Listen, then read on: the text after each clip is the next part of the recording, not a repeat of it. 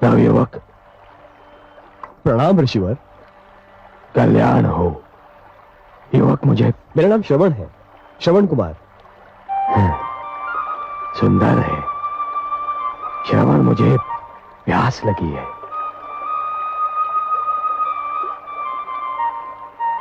क्या बात है? मुनि श्रेष्ठ, आपके वस्त्र तो आपका परिचय देते हैं, परंतु आपके शस्त्रों से आपका परिचय समझ में नहीं आता।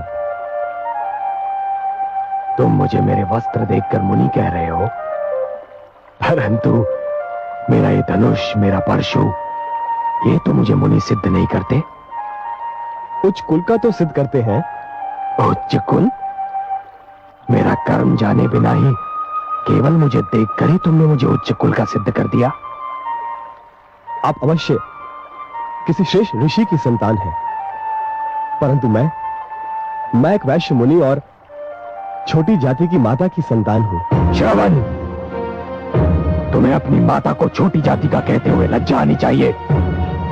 माता तो माता होती है, जो पूजनीय होती है। व्यक्ति की पहचान उसके कर्म से होती है। श्रवण, जन्म से तो सभी शूद्र होते हैं। जन्मना जायते शूद्राः संस्कारात् विचोच्यते। क्षमा करें, मैं तो आपका विचार करके कह रहा था। मेरे हाथों से जल लेकर। श्रवण, वायु हर श्रेणी के व्यक्ति को छू कर आती है, और हर श्रेणी के लोग उसी वायु से अपनी श्वास भर लेते हैं, शीतलता प्राप्त करते हैं। सूर्य की किरणें भी सभी के लिए समान होती हैं। श्रवण, मेरा अर्थ समझ रहे हो ना? लाओ, मुझे जल दो, मैं बहुत प्यासा हूं।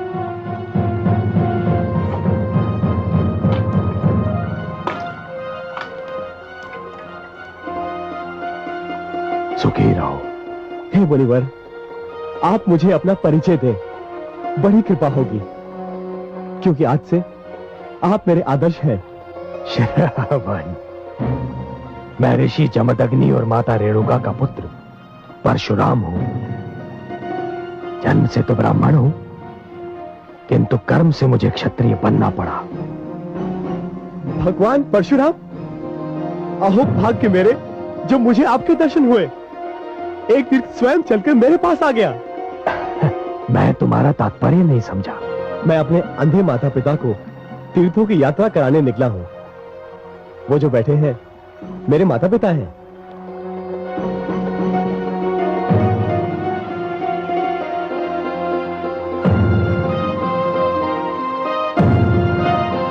परंतु मुझे वहां कोई रथ या अन्य वाहन दिखाई नहीं दे रहा। श्रवण, जिसमें मैं बहुत साधारण व्यक्ति हूं। मेरे पास रथ आदि साधन नहीं है, किंतु माता पिता की इच्छा को पूरा करना हर संतान का धर्म भी है एवं कर्तव्य भी। इसलिए इन दोनों को कांधों पर उठाए तीर्थों की यात्रा करने निकला हूं। श्रवण कुमार, तुम धन्य हो, तुम धन्य हो। तुम्हारे दर्शन करने के उपरांत अपने माता पिता का परम भक्त होने का मेरा अहंकार तो चूर चूर हो गया। मुझे अपने चरण स्पर्श कर। नहीं नहीं नहीं नहीं, आप मुझे पाप का भागी ना बनाए। आपका यश तो पूरे संसार में सूर्य किरण की भांति फैल चुका है। अब चलिए, चलकर मेरे माता पिता को दर्शन देकर धन्य कीजिए। श्रवण, मैं भी उन माता पिता का दर्शन करके धन्य होना चाहता हूं, जिन्होंने तुम जैसे पुत्र को जन्म दिया। चलो चलिए।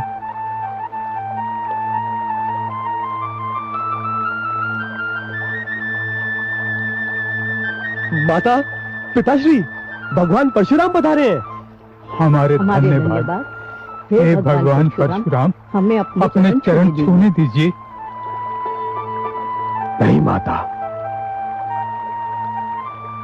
चरण स्पर्श तो मुझे आपके करने चाहिए।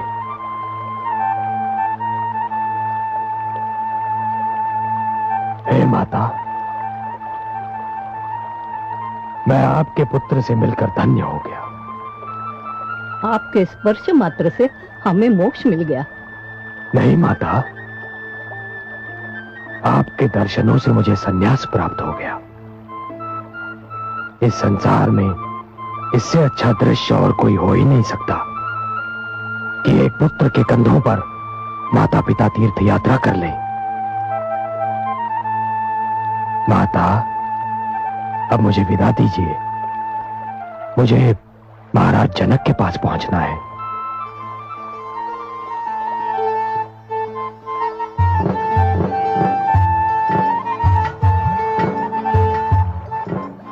श्रवण,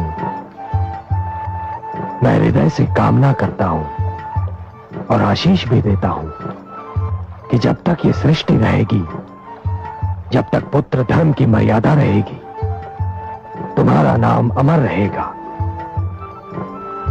आयुष्मान भव, आयुष्मान भव।